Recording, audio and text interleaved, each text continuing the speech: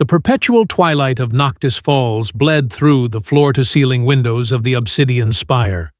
Below, the Gothic city glittered with cold, electric jewels, a defiant stain of modernity against the ancient, fog-shrouded mountains. Lord Cassian Voros stared down at it all, his reflection in the armored glass showing a man carved from marble and shadow. He was the king of this domain, ruler of the Night Court, worth more in blood and gold than nations possessed. And he was utterly, completely alone. "My lord, the carriage is prepared," his seneschal, Lysander, announced from the doorway. The older vampire's voice was carefully neutral, but the anxiety was a sharp, bitter scent in the air. Cassian gripped the back of his obsidian throne, his knuckles white. "She is not coming." It was not a question. Lady Isolde's banner was seen heading west toward the Silverfang territory, Lysander confirmed, his voice dropping. "She has made her choice. The betrayal is public." "Insolent, ambitious fool," Cassian hissed. The Crimson Covenant would begin in 3 hours, a centennial gathering that bound every vampire faction together under his rule. It was not a party. It was a display of power, a re-upping of oaths, a night of savage politics. And the king was required to present his chosen partner, his prospective queen, to ratify the accords. Without a partner, the other factions would see weakness. They would see a king who couldn't even control his own betrothed. The Silverfangs would move for a vote of no confidence. His kingdom, stable for centuries, would shatter into civil war by sunrise. "Find me another," Cassian commanded. Lysander's gray skin paled further. "My lord? In 3 hours?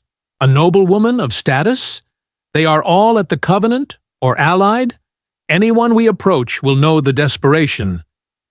"I did not say noblewoman," Cassian interrupted, turning from the window.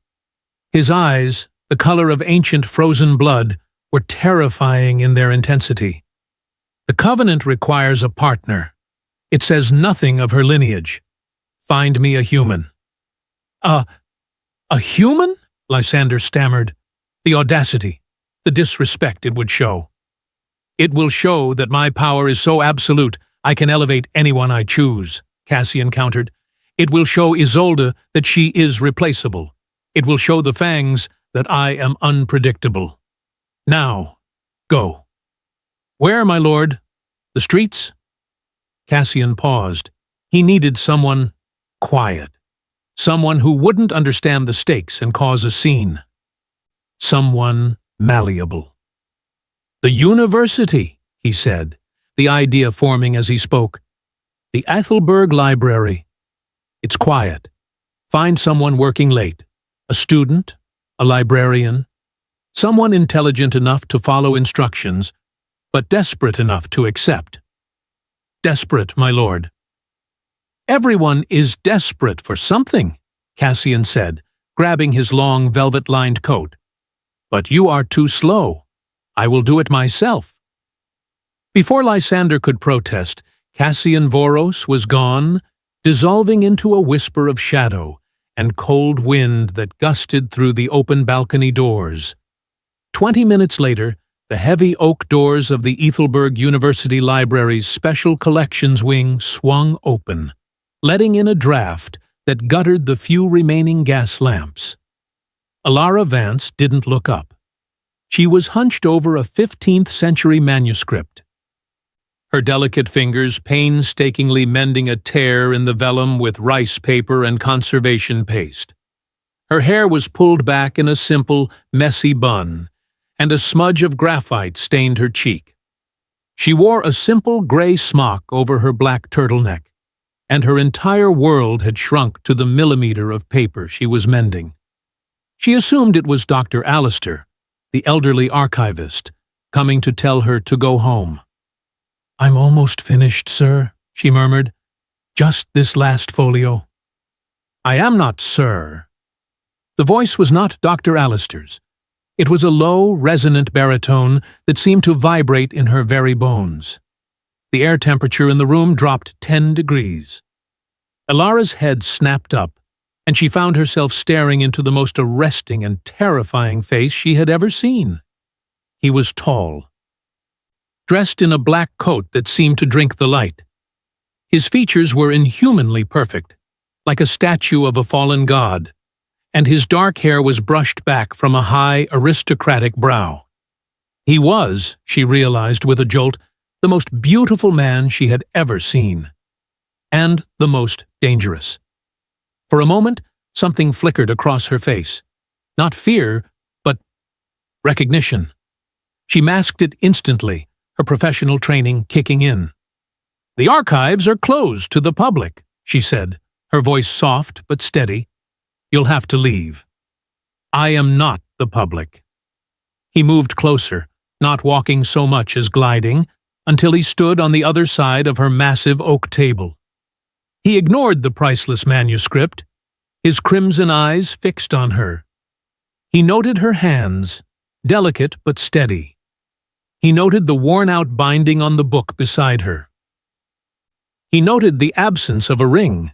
He made a decision that would change everything. "I have a proposition for you," he said. She carefully set down her brush, one eyebrow raised. "I'm listening." "I need someone to accompany me to an event.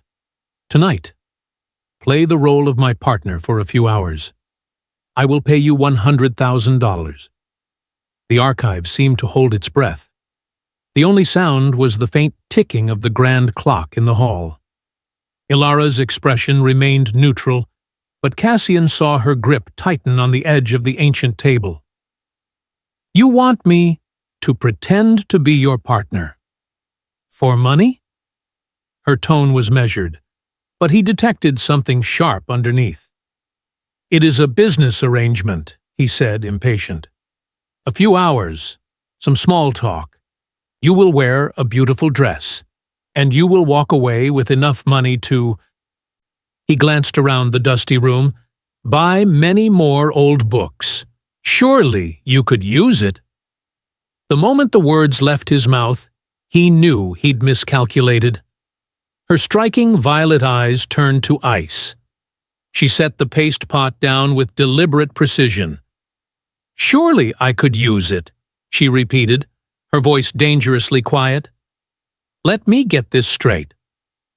She stood up, and though she was a foot shorter than him, she did not seem cowed. "You walk in here smelling of old stone and entitlement, don't even ask my name, and assume that because I'm mending books for a living, I'm desperate enough to be rented for the evening." Cassian opened his mouth to respond, but she wasn't finished. "Here's a proposition for you, Lord Cassian Voros." The name hit him like a physical blow. She knew him. This wasn't a star-struck civilian. She knew his name. "Why don't you take your $100,000, your assumptions about people you know nothing about, and your shadows, and leave?" Her voice was clear, ringing with a cold fury that matched his own. "I'm not for sale." The rejection, so absolute and so fearless, stunned him. Mortals didn't say no to Cassian Voros. Ever. They begged, they cowered, they pleaded.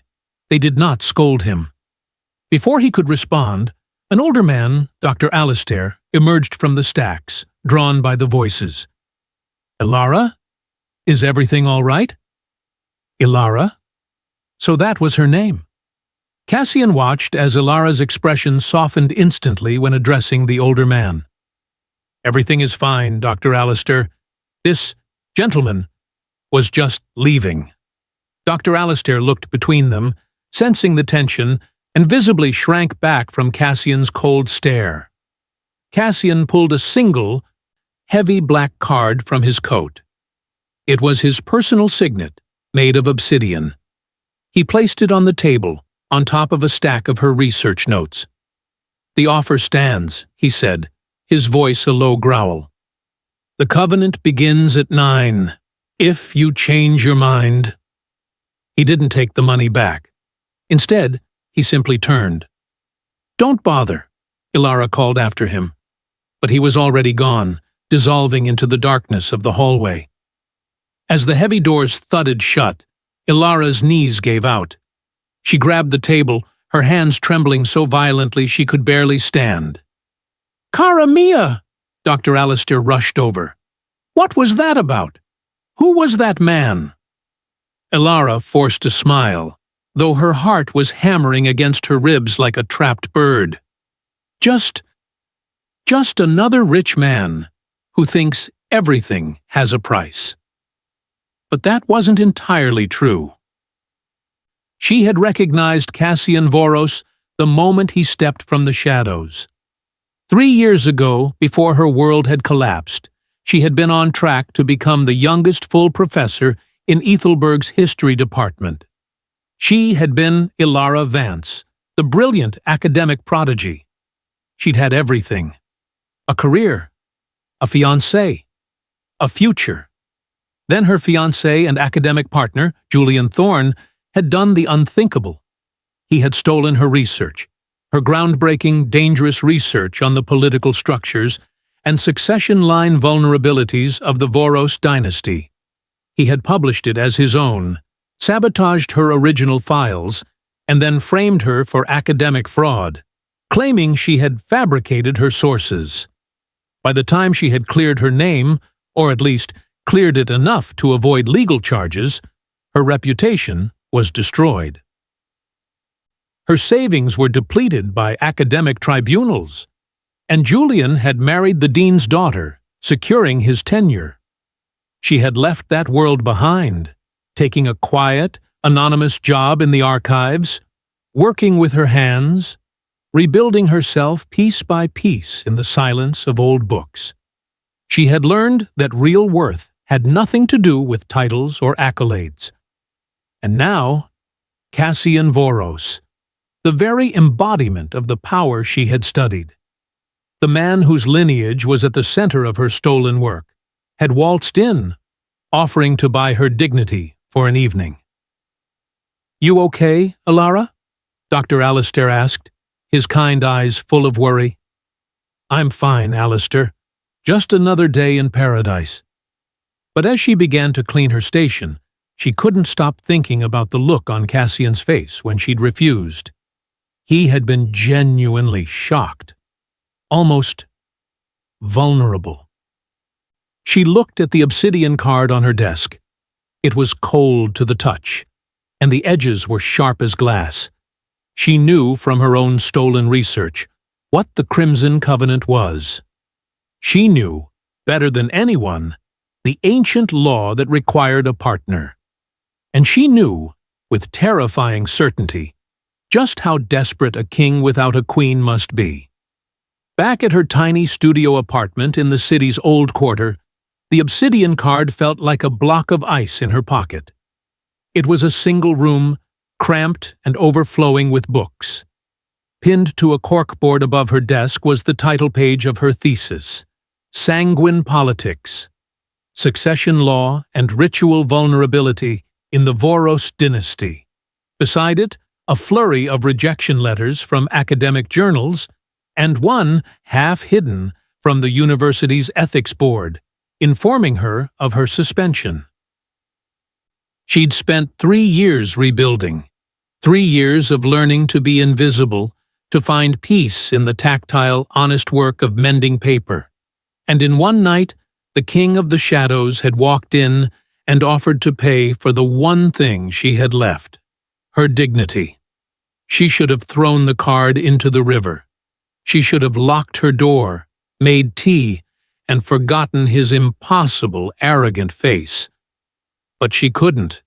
She kept thinking about the look in his eyes when she'd said his name, shock, and recognition. He was a king, but he was also a man in a trap. He had been betrayed, just as she had. Lady Isolde, Julian Thorne, 2 sides of the same poisonous coin. They were the entitled, the beautiful, the corrupt, who took what they wanted, a kingdom, a career, and destroyed anyone in their way. He wasn't offering her money to be his partner. He was, she realized, offering her a weapon. Her stolen research wasn't just history. It was a playbook. It was a detailed analysis of every custom, every law, every ritual, every weakness of the night court. It was knowledge that Julian had stolen, but she knew he had never fully understood. He'd only seen the history. He hadn't seen the application. "You want me to play the role?" she whispered to the empty room. "I wrote the role." A new, cold anger burned through her. This wasn't about his $100,000. This was about her. This was about walking into the heart of the world that had cast her out, and proving, just for one night, that she was better than them all. She looked at the clock. 7:30 p.m. The covenant began at 9. She didn't use a phone. She simply walked to her window, opened it to the foggy night air, and held the obsidian card. "I'll do it," she said, her voice firm. "But on my terms." She didn't know if he would hear. She didn't have to wait. "Your terms?"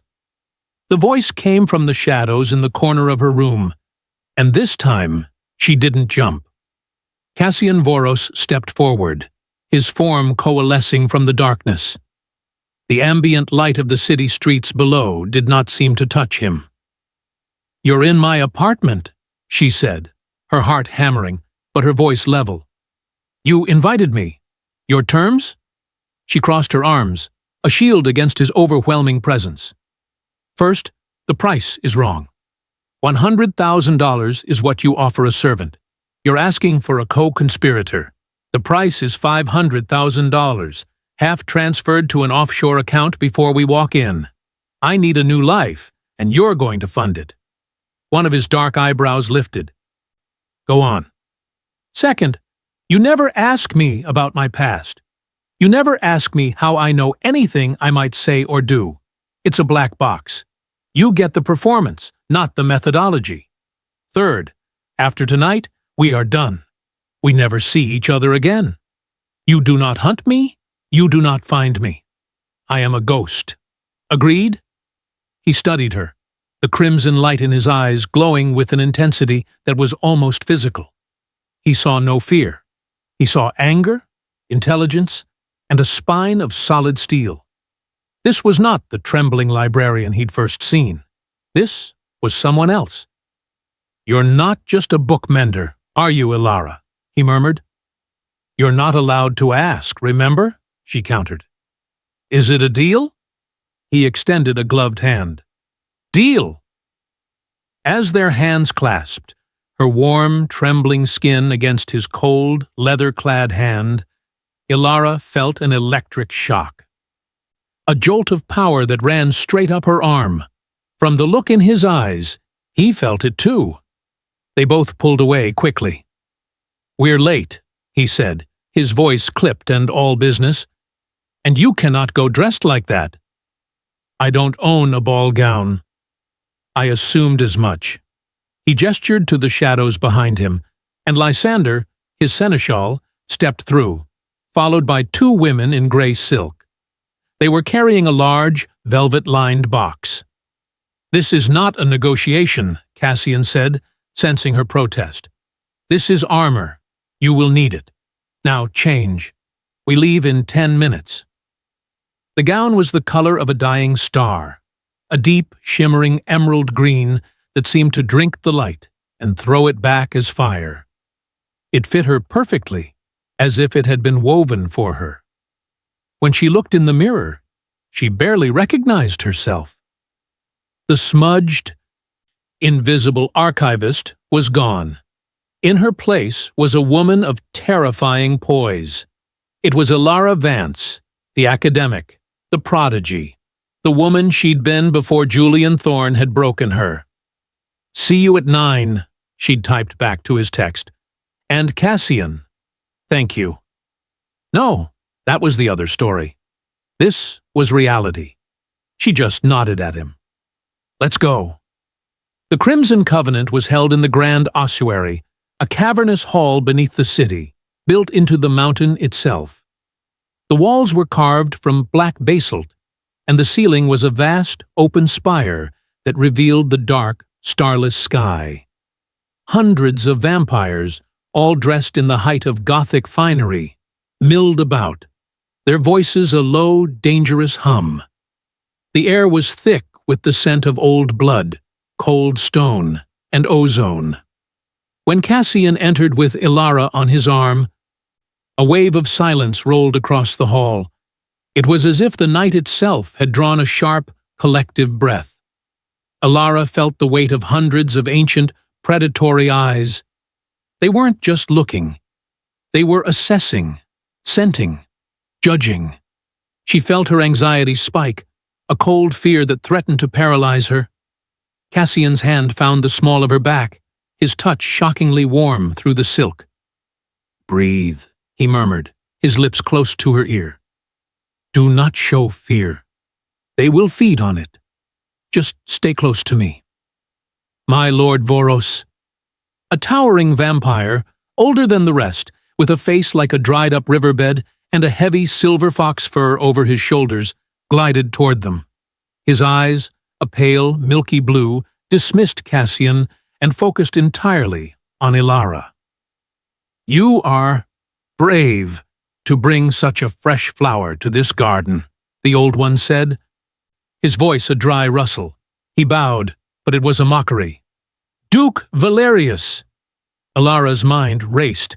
Valerius, House of the Silver Fangs, Cassian's chief rival, prone to flattery, but respects only a show of ancient knowledge. He will test me.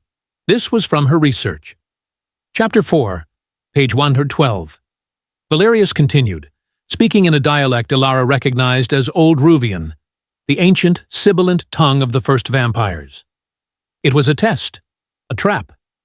If she didn't understand, she was a fool. If she answered in modern English, she was a plaything. Cassian tensed, about to intervene, but Ilara's hand rested lightly on his arm. She looked Duke Valerius in the eye, gave a shallow, perfect court curtsy, and replied in the exact same formal dialect. Her voice was pure, clear, and cold. The Duke's jaw, quite literally, dropped. The vampires standing nearby froze. To her left, Ilara heard Cassian inhale sharply. It was an ancient greeting, a formal salutation, and a subtle rebuke, not used in this court for over 500 years. It was from a passage she had translated from the Codex Noctis, a manuscript Julian had claimed was irrelevant. Duke Valerius stared, his milky eyes sharpening with a new, dangerous respect. He gave her a slow, genuine bow. "Few are," Ilara said, switching back to English, and smiled. As they moved on, leaving a ripple of stunned whispers in their wake, Cassian leaned in. "How?" "I read," she whispered back, her heart hammering with a terrifying, wild adrenaline. "You hired me for a performance, Lord Voros. I'm merely staying on script." For the next hour, it was the same. She navigated the complex, deadly etiquette of the court with a flawless grace that astounded him. She knew which elder to bow to and which to offer a hand to be kissed. She knew which vintage of wine to praise, the 18th century French, and which to avoid, the 20th century New World, considered gauche. She wasn't just surviving, she was excelling. She was using the very knowledge that had destroyed her life to conquer the world that had cast her out. And Cassian, for the first time in his centuries-long life, felt something other than cold power or cynical boredom. He felt impressed. He was intrigued. He found himself watching her, the way her mind worked, the way her eyes lit up when she correctly identified an ancient tapestry, the way she met the stares of thousand-year-old killers with a cool, academic curiosity. "You're a natural," he murmured, as they paused near a balcony overlooking the city. "Have you done this before?" I've Attended academic functions, she said, a small, genuine smile touching her lips. They're surprisingly similar, just with less interesting wine. He actually laughed, a short, rusty sound that surprised them both. I think, Ilara Vance, that I am… Well, Cassian. The voice was sharp, cold, and dripping with venom. I see you found a replacement. How quaint. Ilara turned. Lady Isolde, the betrothed who had betrayed him, was approaching. She was inhumanly beautiful. A classic ice queen in a gown of silver shards, her blonde hair piled high. And on her arm was a handsome, smiling human in a perfectly tailored tuxedo. Ilara's blood ran cold. The adrenaline vanished, replaced by a paralyzing, icy dread. It was Julian Thorne. Ilara? Julian's smile faltered. His face drained of all color. He had expected to see his academic rival in a dusty library, not here, on the arm of the Vampire King, looking like a queen herself. Isolde's eyes narrowed, sensing the tension. Oh? You two know each other? How wonderful. Julian, this is Cassian's new pet. He's trying to pass her off as his partner. Julian, ever the opportunist, recovered in a split second. He saw his chance. He smiled, a slick, condescending expression that Ilara knew all too well. Isolde, darling, this is Ilara Vance. We were at the university together. She's a bookmender. A disgraced academic, actually. The word disgraced echoed in the sudden silence. The nearby vampires turned, their interest piqued by the scent of scandal. A fraud, to be precise, Julian continued, warming to his subject. She was expelled for fabricating her research, inventing sources, stealing work. It was a terrible scandal. He looked at Cassian with mock pity. My lord, I'm so sorry. She's clearly conned you. She's a professional liar. It's what she does. This was it. Her nightmare made real. Her past, her shame, laid bare in front of the most powerful beings in the world. She froze, the words trapped in her throat. Cassian was silent. He looked at Julian's smug face. He looked at Isolde's triumphant sneer. And then he looked at Ilara, who was pale, trembling, and looked utterly broken. He saw her face, and in that moment, he saw the truth. That's enough, Isolde, Cassian said, his voice quiet, but carrying the unmistakable chill of absolute command. But Cassian, she protested, he's right. He's the one who wrote the Voros Succession, is he not? Cassian asked, turning his cold, crimson gaze on Julian. Julian's chest puffed out. I did. It's considered the definitive work. A brilliant piece of scholarship, Cassian agreed softly, stepping partially in front of Ilara, shielding her. With one very small error. You claimed in your research that the blood seal of Cyprian, the artifact that ratifies the covenant, was lost in the siege of Carpathia. It wasn't. Julian's smile twitched. My sources were quite clear. Your sources were wrong. Cassian's voice dropped, and the air around them crackled. But she knew where to find it, didn't she? She knew that it wasn't a seal, but a key.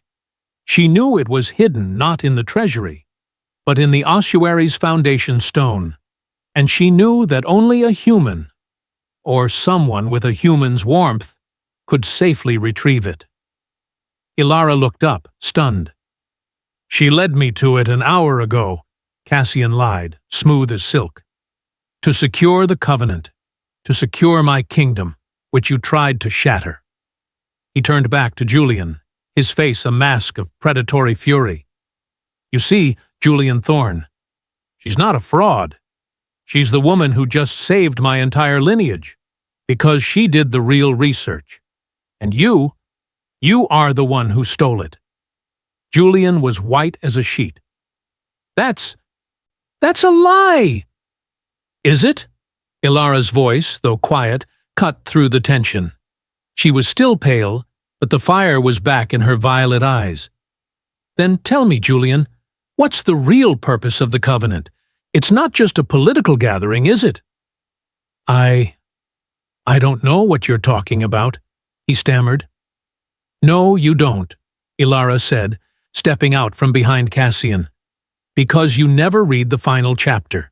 You never translated the addendums. You thought it was just history. You never realized. It's a ritual of transference." Cassian looked at her, a new dawning horror in his eyes. He'd known the Covenant was important, but he, like all the others, had forgotten the true, ancient magic. Ilara looked at Isolde, and then at Julian. "They don't know, do they? They think this is just a plot to embarrass you.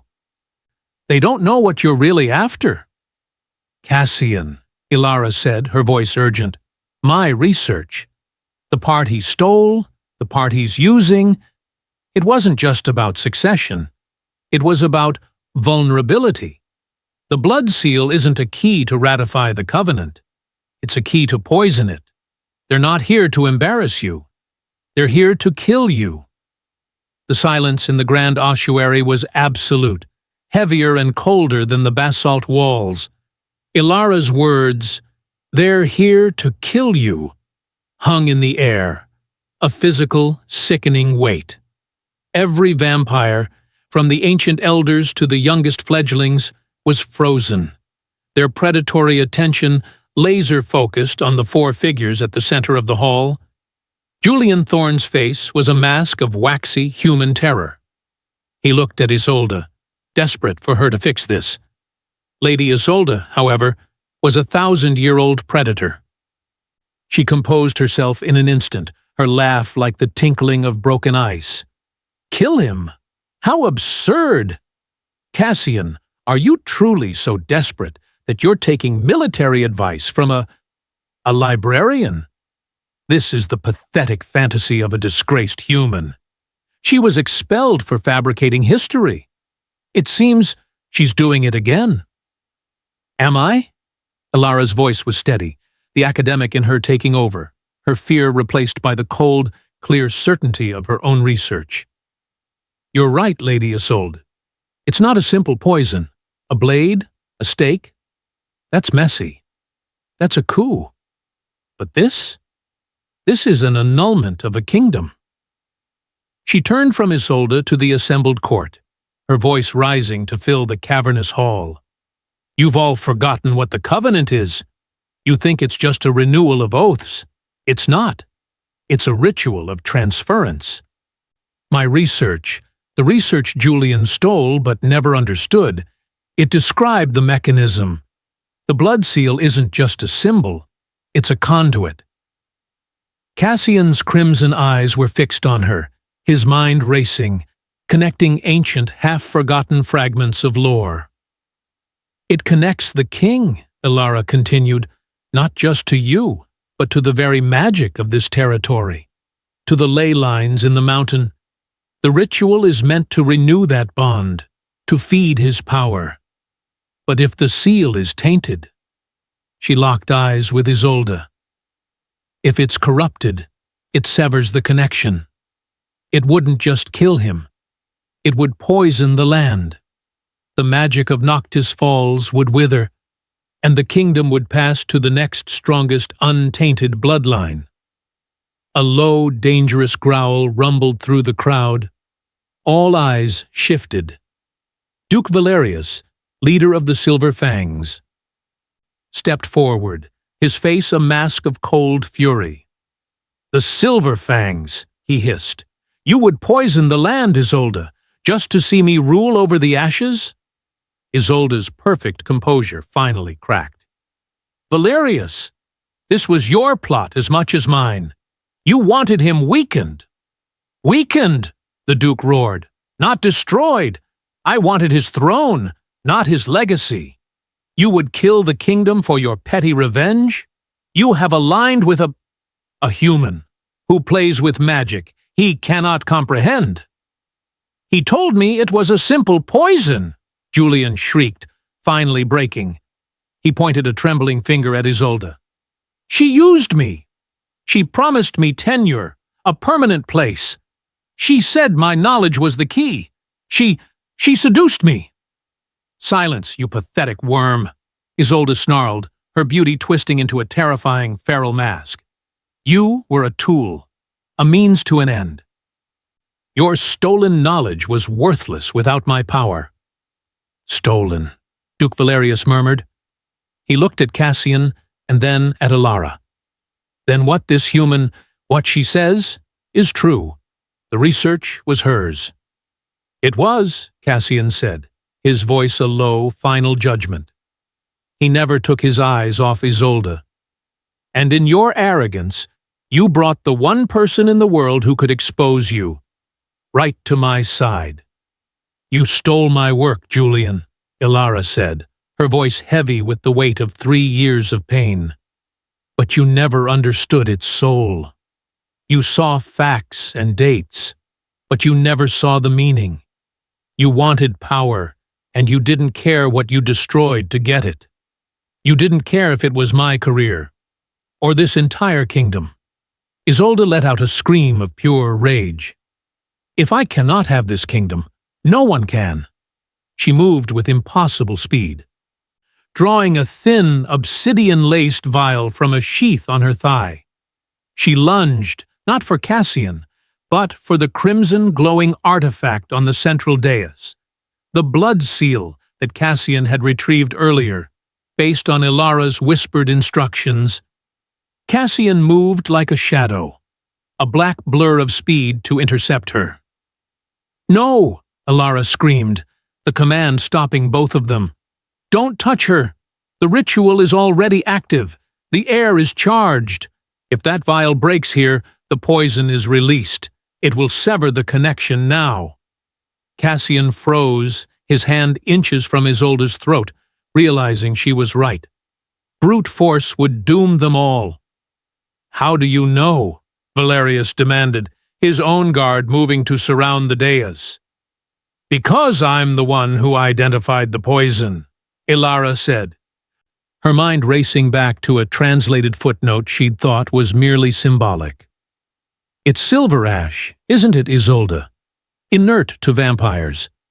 But my research described the activation. It requires a neutral catalyst, the one thing none of you are. It needs a human touch to activate the seal. A human touch, mixed with the silver ash, becomes a potent magical corrosive. He, she pointed at Julian, wasn't just your consultant. He was your trigger. Julian looked at his own hands in horror.